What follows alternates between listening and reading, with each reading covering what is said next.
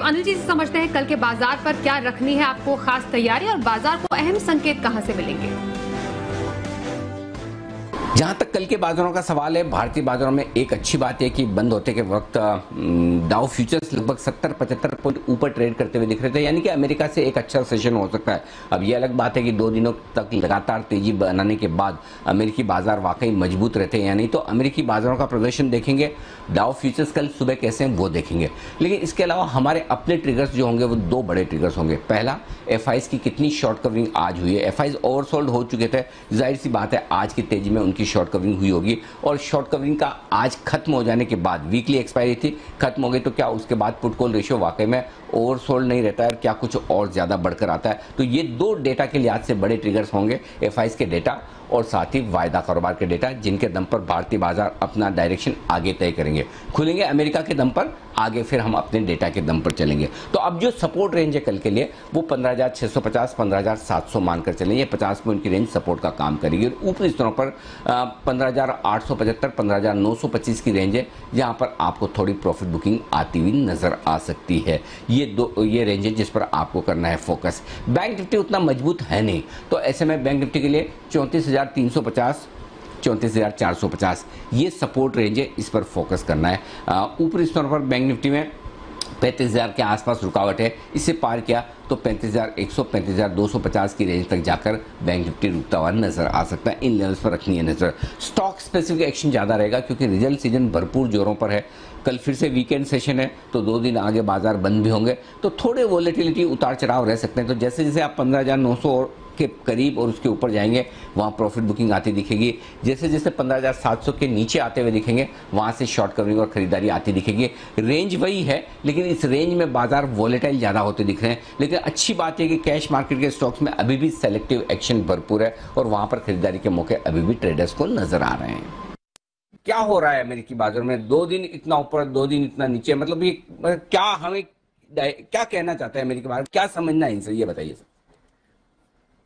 Anil ji, overall देखिए markets बहुत बढ़ गए थे और थोड़ी हवा निकली है, बट अगर आप मार्केट का कैरेक्टर देखिए यूएस मार्केट का, तो ब्रॉडर स्टॉक्स काफी नीचे हैं अपने लाइफ टाइम हाई से, और कुछ स्टॉक्स मार्केट को ऊपर उठाए हुए हैं। अगर आप S&P 500 देखें तो 50 डे मूविंग एवरेज अगर देखें, जो एक अहम आंकड़ा रहता है, यहाँ पे सब टेक्निकल विशेषज्ञ बताएंगे, बट 36% स्टॉक ही उसके ऊपर है।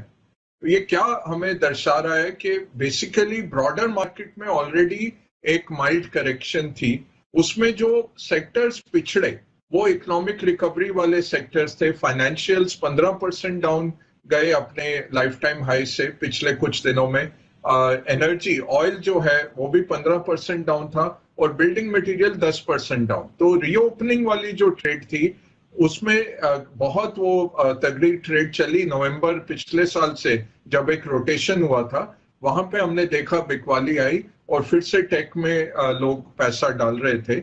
अब क्या हुआ है, पिछले 2 दिनों से वहां फिर से वही हो गया कि ये ज्यादा हो गया, और लोग फिर से एक असेसमेंट हुई है कि पीक इकोनॉमी आ गई, क्या कि पीक ग्रोथ हो गई।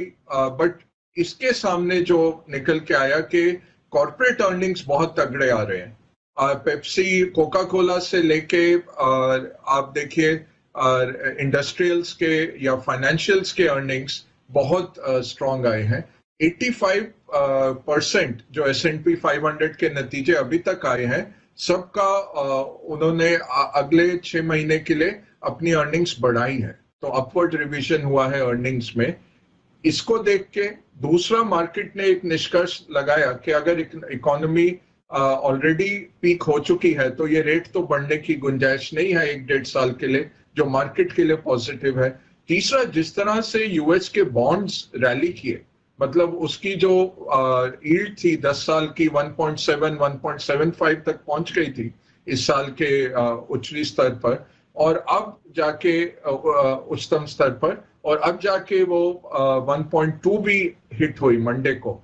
उससे लोगों को दिखा कि ये बॉन्ड मार्केट क्या कह रहा है। बॉन्ड मार्केट कह रहा है कि आगे शायद स्लो डाउन है। अगर स्लो डाउन है तो कोई सेंट्रल बैंक दुनिया का टाइटनिंग नहीं करेगा। टाइटनिंग नहीं होती है तो लिक्विडिटी रहेगी मार्केट्स में और मार्केट्स ऊपर जाने चाहिए। तो ये 2-3 दिन लगे मार्केट को समझने में, बट ये निष्कर्ष निकल के जरूर आया।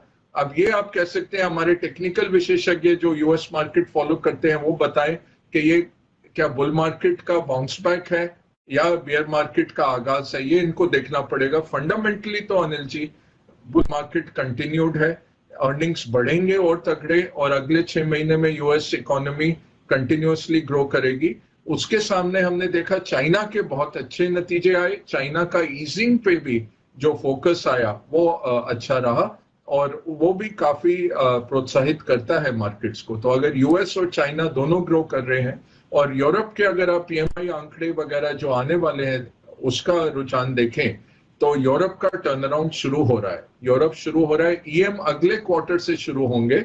तो ये ग्लोबल इकोनॉमी की स्थिति है, इसको देख के रिस्क ऑन ट्रेड वापस है और मार्केट्स वापस है।